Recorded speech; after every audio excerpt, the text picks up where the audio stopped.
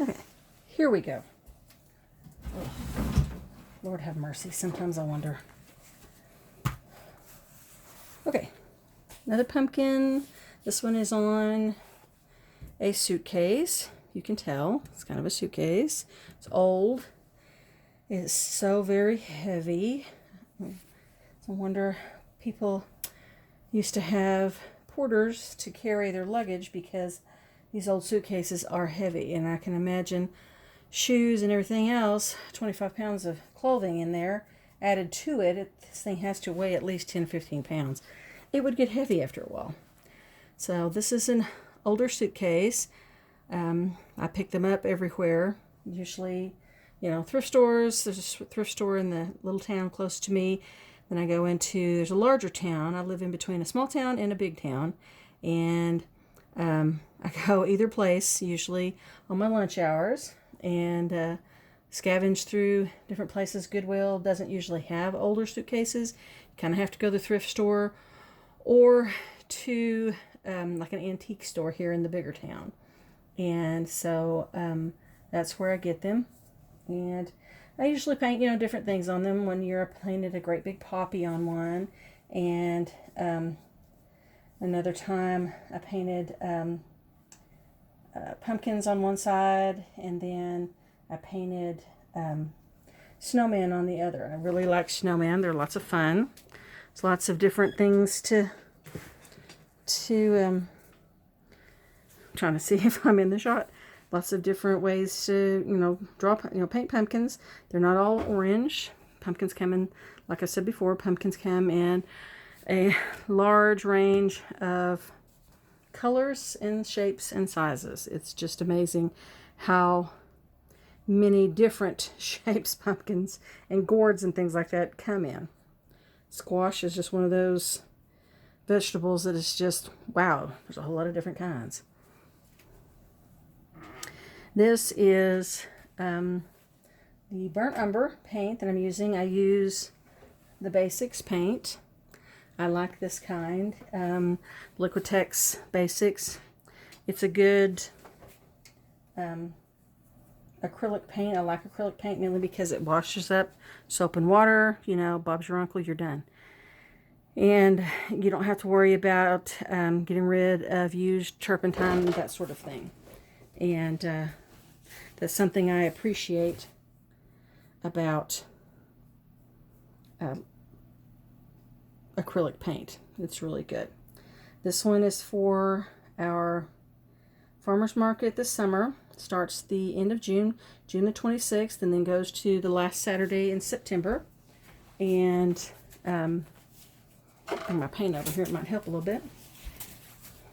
And we did it for the first time last year, and I really enjoyed it. I was really tired last year at the end of it, and I was thinking, I don't know if it's worth it.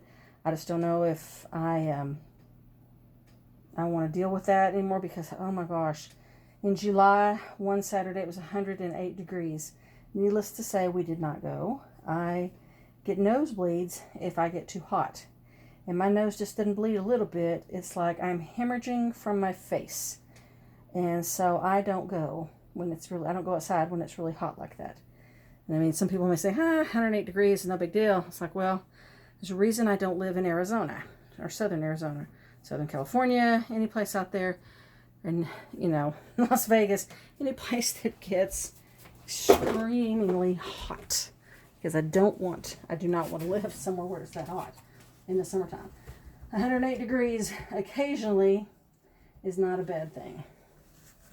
But anyhow, so I've gotten this. Put my hand in the paint, that's not good.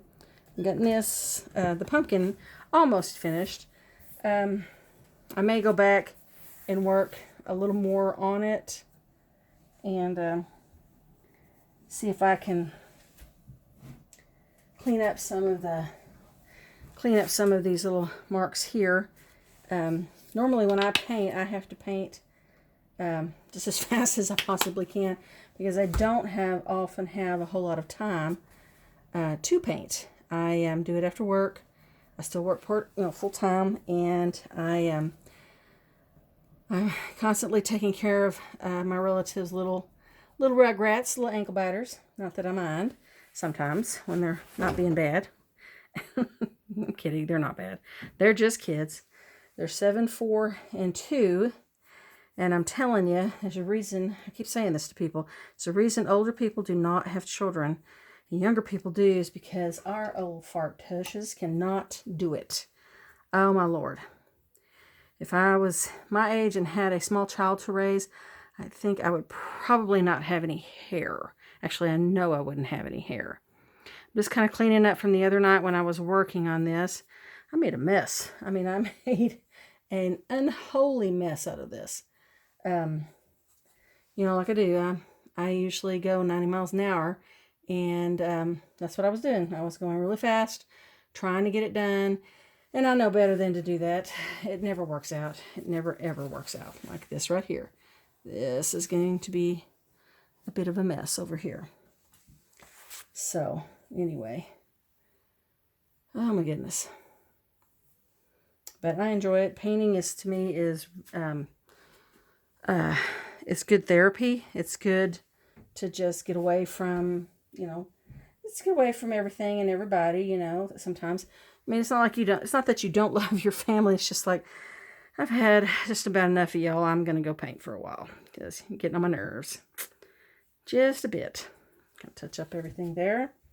This is almost finished. I'm going to work on some other paint if I can get it open. Sometimes I'll put these things in there. Aha, there we go. And I'll have so much. I think that palette's done for the day, or for the year, the season, what are you going to call it? I liked that mud. That mud is where you get all of the good stuff. Some people are very particular about their paints and everything. They want it to look nice and neat, and I'm like, what for? That mud is seriously where you get most of the good stuff. In your painting, you have a lot of the different kinds of, you know, the different shading and things. A little bit of red, a little more than I wanted, but anyhow. And orange.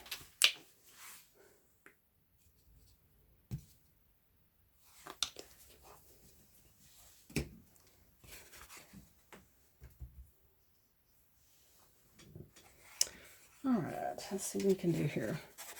Need to clean my water up just a little bit, probably be a good idea.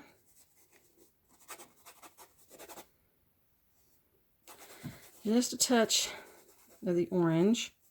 Just a touch. Maybe a little touch more. That's good, right there. Kind of makes it a peachy color. Just a little bit of the red.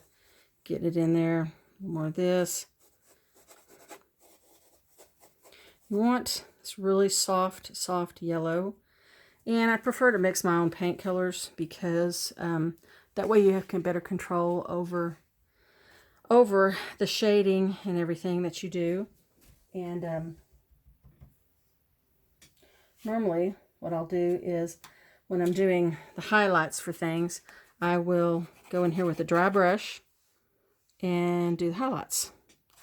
And I mean, almost no paint on it at all. Pardon the spit. Oh, that looks really good. Have a little spit there, people. Little dry brush here. Because the light source is coming from this direction here. So it's going to have to make sure the end of this over here, you're going to have a light. It's going to be a lot lighter than it is over in here because that's going to be in the shadows. So you just have to look to see where your light source is and make sure that all of your lights are on the same side and all of your shadows are on the same side. And that way you'll do a good job for you. You just have to kind of get in there and experiment. It goes wrong, paint over it, do it again. And it's no big deal. That's what I do a lot. I don't like it. I go back in. I work on stuff, and there we go.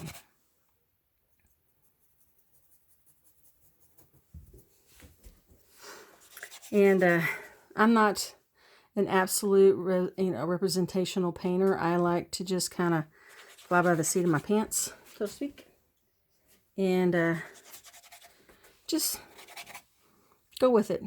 Things, you don't have to, everything doesn't have to be perfect. You just kind of go in there and you can use your hand. I usually don't use my hand because you have oils, or me, I've always had lotion on my hands because my hands are so dry. I could use them as sandpaper, and you just kind of go in there and kind of get what you need done, and just go with it. Now on this side, when I do the stem, I usually I do a little bit of a wet technique on this, because this is more static. This is more something that's not moving so much as that leaf is going to be kind of moving. You want to kind of portray movement in the leaf just a little bit, and see here, and kind of do a little bit here. You don't want to do a whole bunch over in here because the light source is not from that direction. So just try to kind of, and it doesn't have to be, like I said, it doesn't have to be perfect. This is just, like kind of an impressionistic kind of thing going on here. Trying to just make a suggestion of lights and darks. And you can always, like I said, you can always go back over it. If you don't like it, let's go back over it with paint and redo it. And it doesn't, and just try not to make it too perfect. I just kind of go back and kind of muddy the water here, so to speak. And there you go. It's a representation of light on this side. And just kind of have fun. Just not just kind of have fun. Have fun. It shouldn't stress you out to paint. This is the whole reason I paint. It's to keep me from stressing out. And from slapping the crap out of somebody that desperately needs it. You know what I mean? It's an old, what is it? I saw it. Stress is the constant struggle not to, slap the crap out of some bonehead that desperately needs it. And you just kind of have to say, it's just not worth the jail time, people. It just isn't.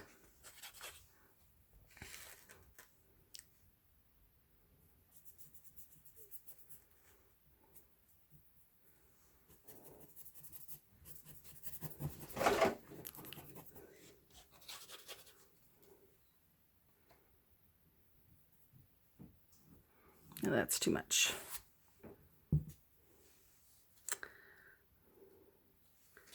It's just not worth the jail time. Okay.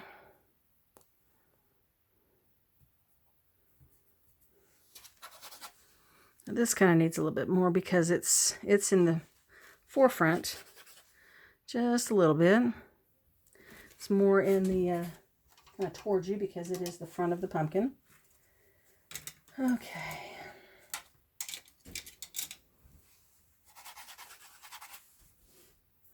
A little bigger brush here. See where my bit of water here. A little too much water there. Dang it. Oh well. We'll kind of figure it out. There we go.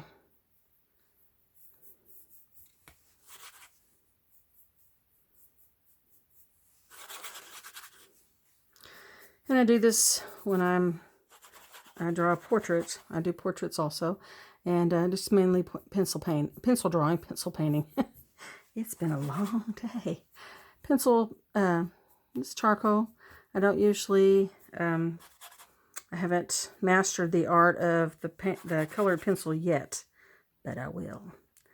I will eventually master the art of the colored pencil. I am working on it. I work on it every day. And I try to keep my hand in. So art is something, it's kind of like a perishable skill. It's not a terrible, you're not going to lose it completely, but your technique will suffer if you don't practice. Practice makes perfect. Exactly. Practice makes perfect. you have to kind of keep up with it, so to speak. You have to work on it and work on learning new techniques, or honing your technique, put it that way, and just trying to keep things on an even keel, so to speak, and with your skills, your skill level, to where you can come in at any time and pick it back up if you so choose to. So you just have to practice. Keep your hand in, so to speak.